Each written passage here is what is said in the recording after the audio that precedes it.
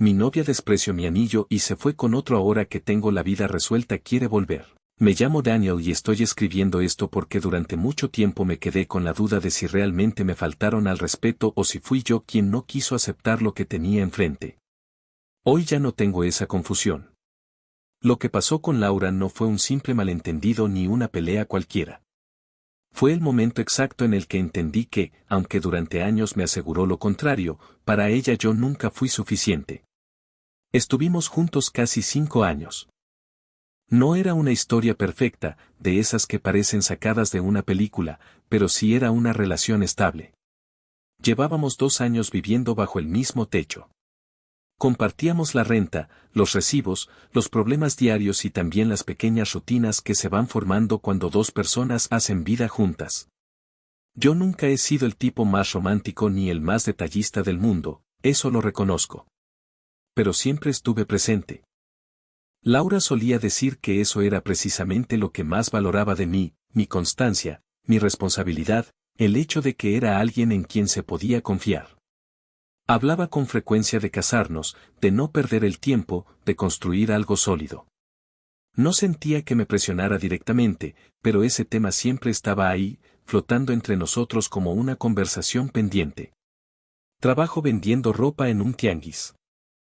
Es pesado. Muchas personas lo ven por encima del hombro, pero es un trabajo honesto. No me sobra el dinero, pero nunca he dejado de pagar la renta, los servicios ni la comida. Laura decía que entendía eso, que admiraba mi esfuerzo, que no todo el mundo tenía que ser licenciado o empresario para valer la pena. Y yo le creí. Cuando confías en alguien, no estás esperando que te mienta en algo tan básico. Durante casi 1 año estuve ahorrando para el anillo. No fue una decisión impulsiva ni algo que hice sin pensar. Dejé de darme gustos, me apreté el cinturón, acepté más horas de trabajo. Fui a varias joyerías, comparé precios, pedí opiniones. Sabía que no podía comprar algo enorme o lujoso, pero tampoco quería algo barato que pareciera improvisado. Al final elegí un anillo sencillo, de oro blanco, con una piedra pequeña pero auténtica. Para mí no era solo una joya, representaba meses de esfuerzo y una decisión tomada con seriedad. La propuesta la hice en casa. No había presupuesto para restaurantes caros ni viajes románticos, así que cociné, limpié todo, puse música tranquila y preparé el ambiente lo mejor que pude. Le hablé claro. Le dije que no podía prometerle una vida llena de lujos, pero sí estabilidad, respeto y las ganas de salir adelante juntos. Cuando saqué el anillo, se quedó en silencio unos segundos que se me hicieron eternos. Después sonrió, se le llenaron los ojos de lágrimas y dijo que sí. Me abrazó fuerte. Esa noche me sentí pleno, como si hubiéramos dado un paso enorme. Los primeros días todo parecía seguir su curso normal. Laura mostraba el anillo con orgullo, se lo enseñó a su familia y lo publicó en redes sociales. Hablaba del futuro, mencionaba posibles fechas, lanzaba ideas sueltas sobre la boda. Yo seguía trabajando como siempre, cansado pero tranquilo, convencido de que todo iba bien. Sin embargo, poco a poco empecé a notar cambios. Dejó de usar el anillo todos los días. A veces decía que tenía miedo de perderlo, otras, que no combinaba con su ropa. Cada vez lo guardaba más seguido.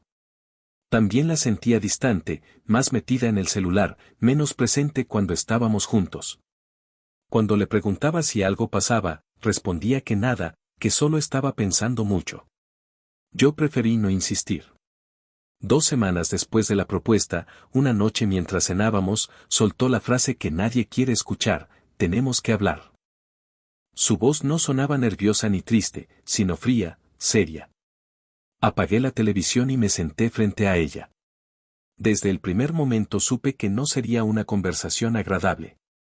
Me dijo que desde que aceptó el anillo había estado reflexionando, que había cosas que no la dejaban en paz. Le pregunté cuáles. Suspira y me suelta algo que todavía me cuesta asimilar: siento que acepté por emoción, no porque fuera lo correcto. Eso ya me golpeó. Le pedí que me explicara mejor, y entonces empezó a hablar como si llevara días ensayando. Según ella, esperaba más de mí, más ambición, más crecimiento. Sentía que yo estaba demasiado cómodo en mi situación y que eso no era suficiente para ella. Le recordé que siempre he trabajado, que nunca me he quedado de brazos cruzados. Su respuesta fue directa: trabajar no es lo mismo que progresar. En ese momento tomó el anillo de la mesa y empezó a girarlo entre los dedos. Lo miró y dijo algo que me dejó helado: la verdad, Daniel, está muy barato. Sentí un golpe seco en el pecho.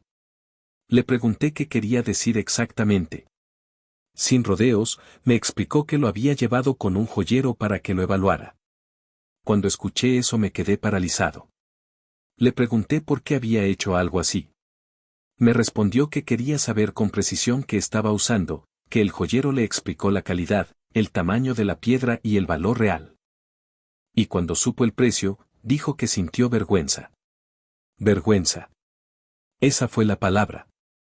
Me confesó que le daba pena que la vieran con ese anillo, que no era algo que pudiera presumir, que no reflejaba un compromiso serio. Comparó el suyo con los de sus amigas, dijo que eran mucho mejores y que no quería sentirse menos que ellas. Yo intenté mantener la calma. Le expliqué que ese anillo era lo mejor que podía ofrecer en ese momento, que no era falso ni un juego. Su respuesta fue clara: no dudo que para ti sea mucho, pero para mí no es suficiente. Después dejó de hablar del anillo y fue directamente a mí. A mi trabajo.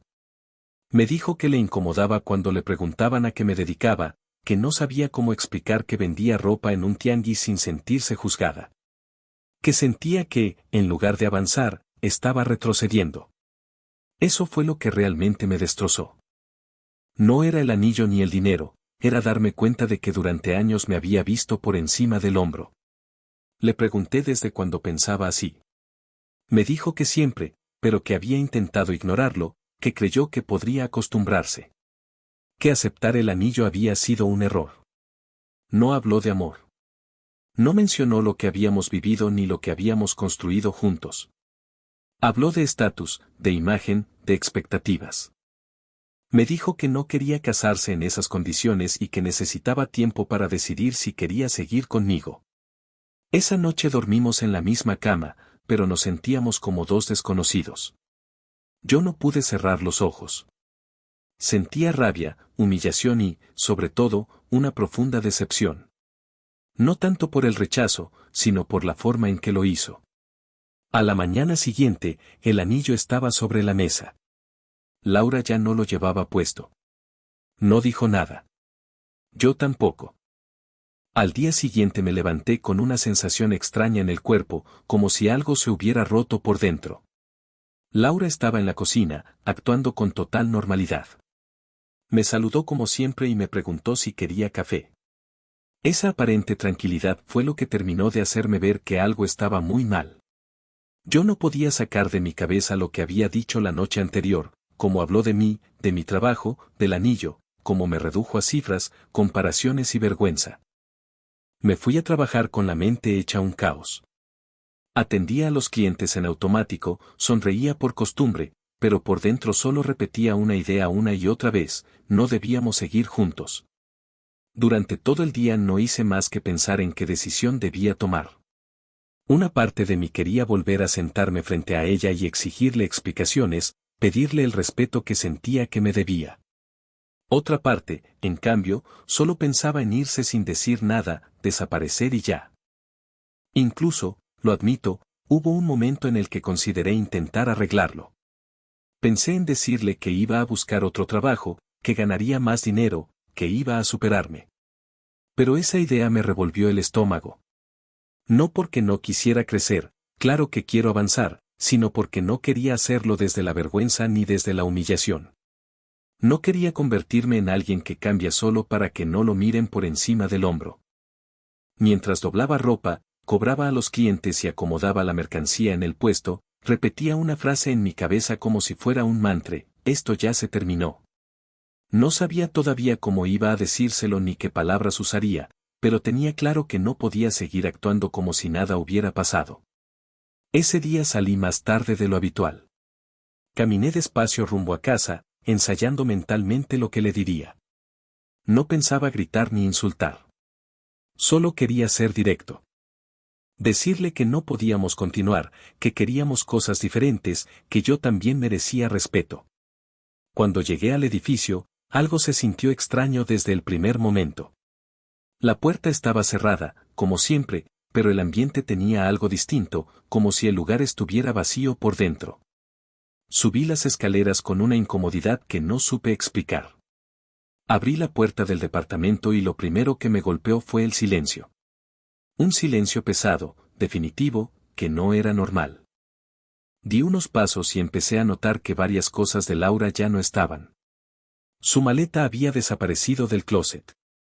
Faltaban algunos pares de zapatos, su perfume, su laptop. Sentí como el corazón se me aceleraba.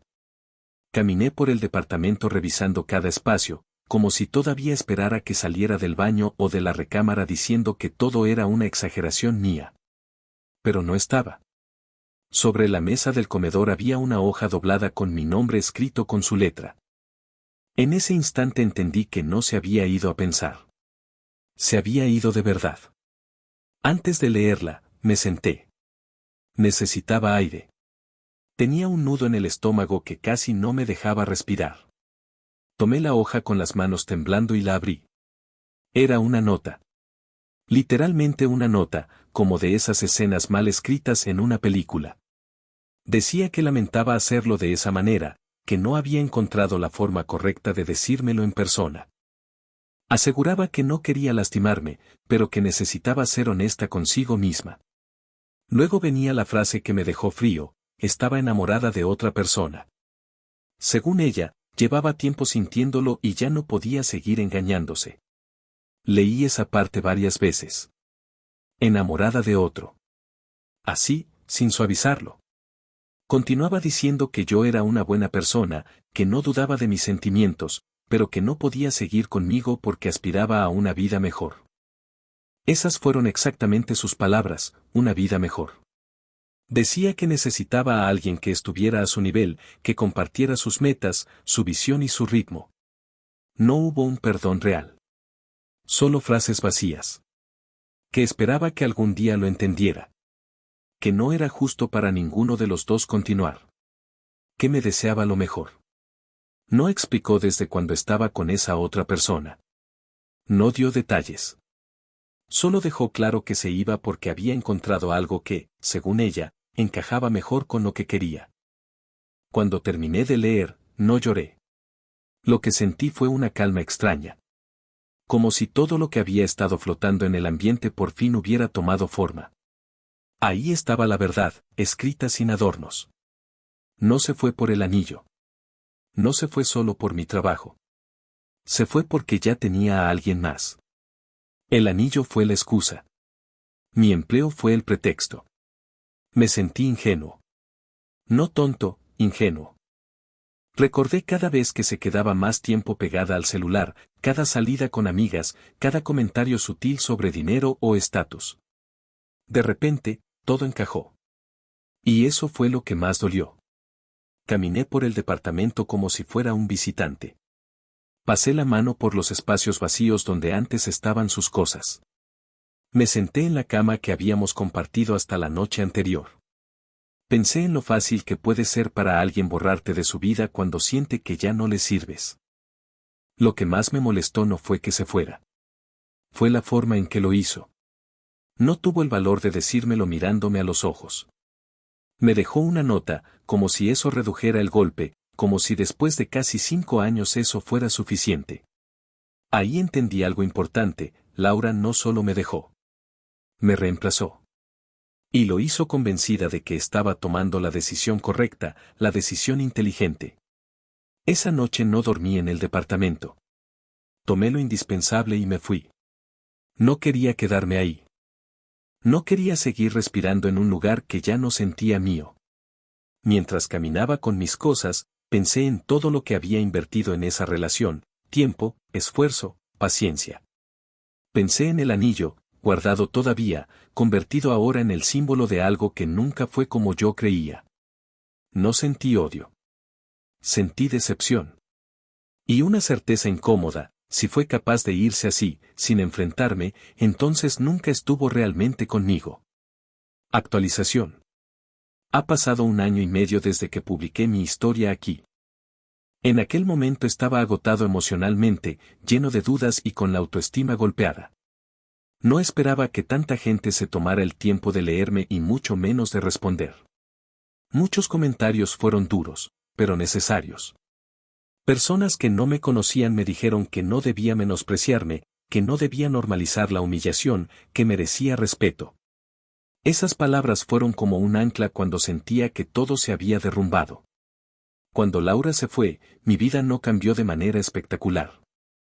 No hubo giros dramáticos ni momentos épicos. Lo único que hice fue seguir trabajando. Porque el dolor no paga cuentas y la tristeza no llena el refrigerador. Me levantaba temprano, armaba el puesto y salía al tianguis como siempre.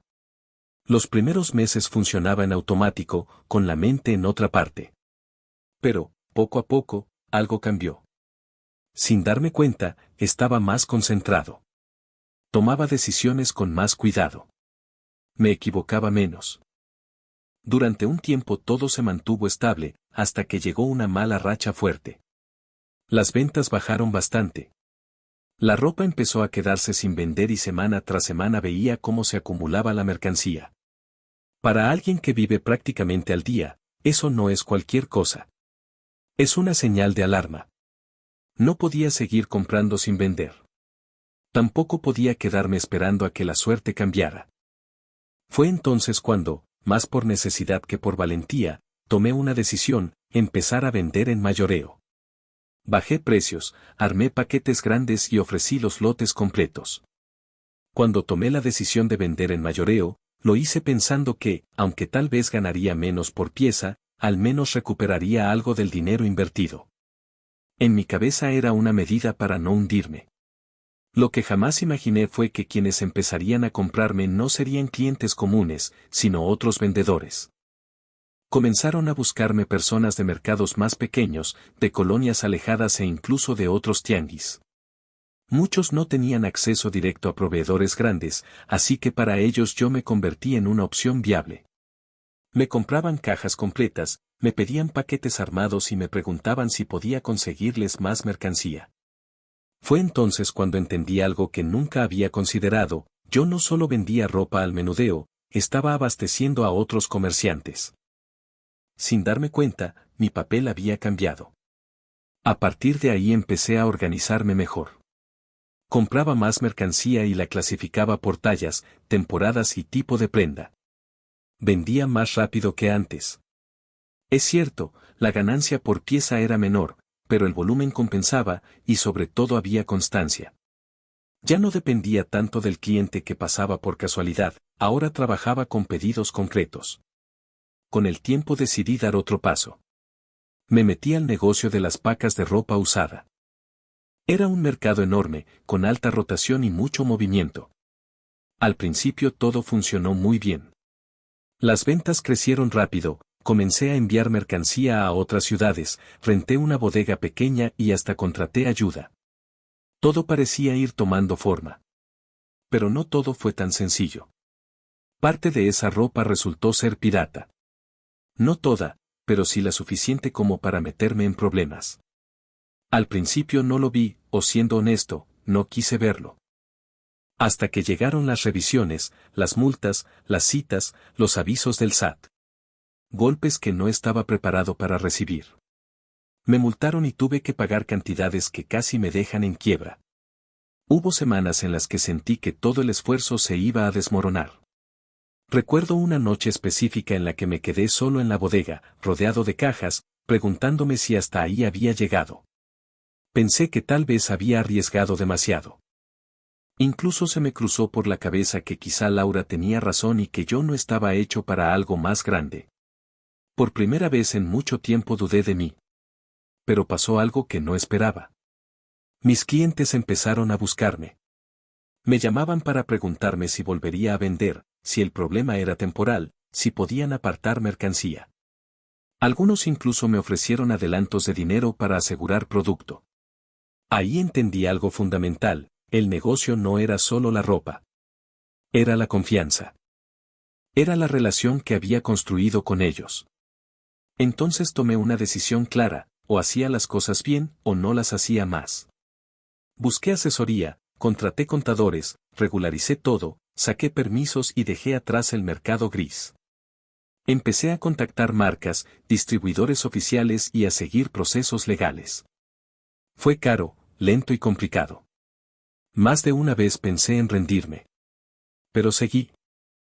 Conseguí licencias, firmé contratos y, eventualmente, logré algo que nunca imaginé cuando vendía en el tianguis, convertirme en distribuidor autorizado de marcas deportivas como Nike y Adidas, entre otras.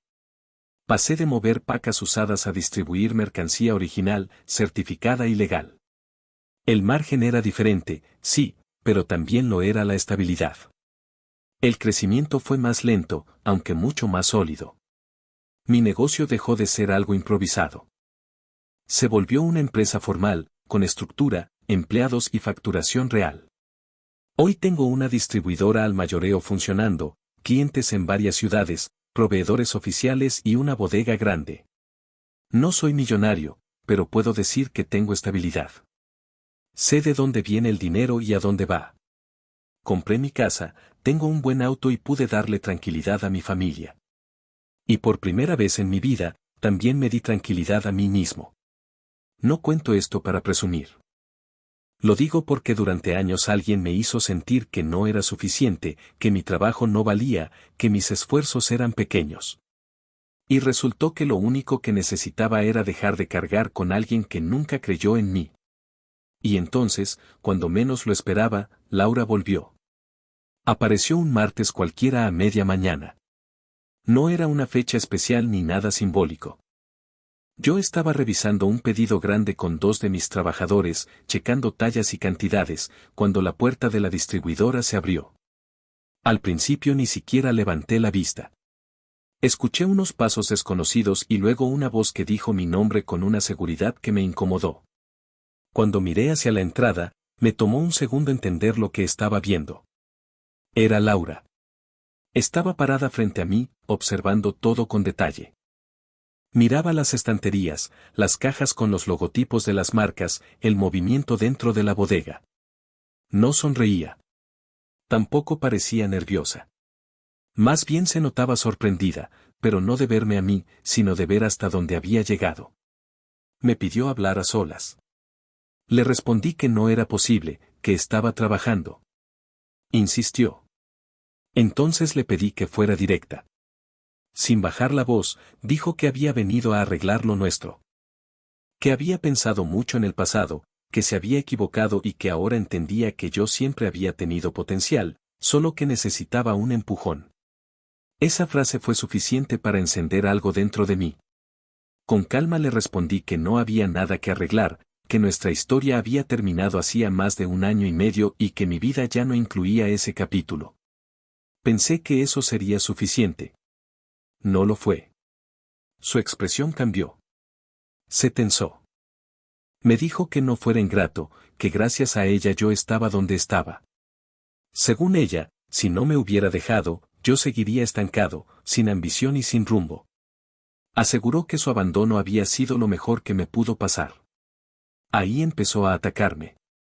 Me llamó mediocre. Dijo que mientras estuve con ella nunca sobresalí, que me conformaba con poco y que siempre tuvo que empujarme para pensar en grande. Lo decía sin ningún pudor, delante de mis trabajadores, como si estuviera dando una conferencia. Luego fue todavía más lejos. Afirmó que muchas de las ideas del negocio habían sido suyas, que ella siempre tuvo visión y que yo solo ejecuté cosas que ella alguna vez mencionó, aunque eso jamás fue cierto. Incluso dijo textualmente que era la autora intelectual de todo lo que ahora veía funcionando. Mis empleados se quedaron en silencio, incómodos, mirándome esperando mi reacción. Yo sentía una mezcla de coraje e incredulidad. Le pedí que se fuera. Le dije que estaba cruzando un límite. Se rió. Me advirtió que me arrepentiría de tratarla así, que nadie la dejaba hablando sola y que yo no sabía con quién me estaba metiendo. Esa fue la señal definitiva. Le pedí que abandonara el lugar o llamaría a la policía. Me sostuvo la mirada unos segundos, como si estuviera midiendo fuerzas, y finalmente se fue. Pensé que ahí terminaba todo. Me equivoqué. Unas horas después regresó. Esta vez no venía sola. Traía a su hermano. Desde que cruzaron la puerta se notaba que estaban alterados. El hermano entró hecho una furia. Desde la puerta empezó a gritar, preguntando quién me creía yo y diciendo que alguien tenía que ponerme en mi lugar. Laura, casi al mismo tiempo, se puso a llorar.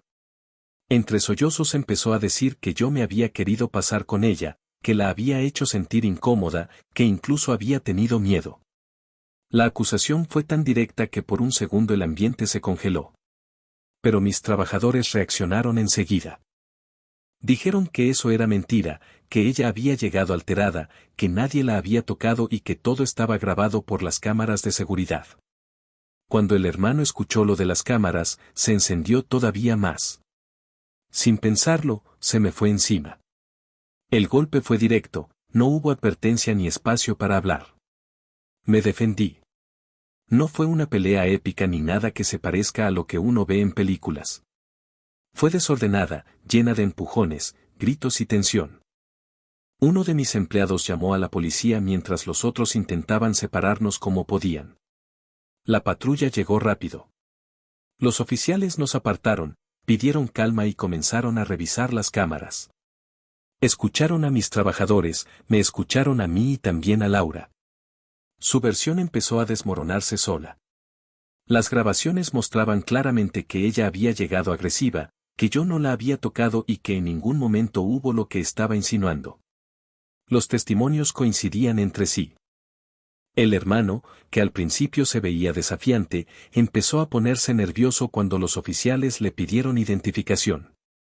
Ahí fue cuando todo cambió. Resultó que tenía antecedentes por asalto y extorsión. No era la primera vez que tenía problemas con la ley. Cuando entendió que lo iban a detener, intentó huir, pero no pudo. Lo esposaron ahí mismo. Además, tenía una orden pendiente, la vez anterior se había escapado. Laura pasó del enojo al pánico en cuestión de minutos.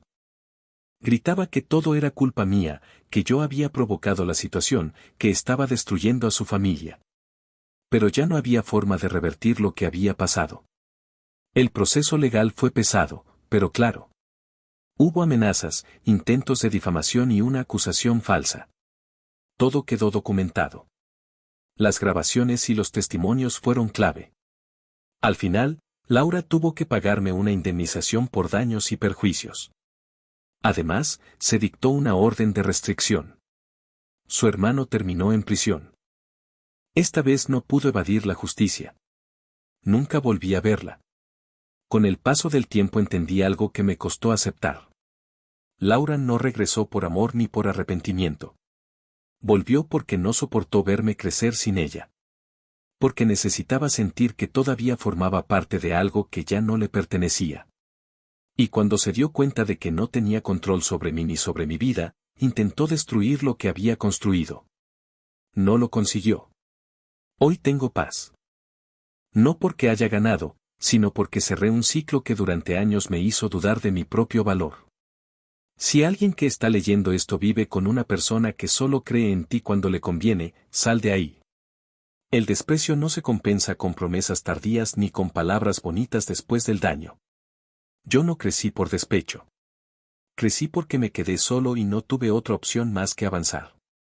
Y con el tiempo entendí que quedarme solo fue, en realidad, lo mejor que me pudo pasar.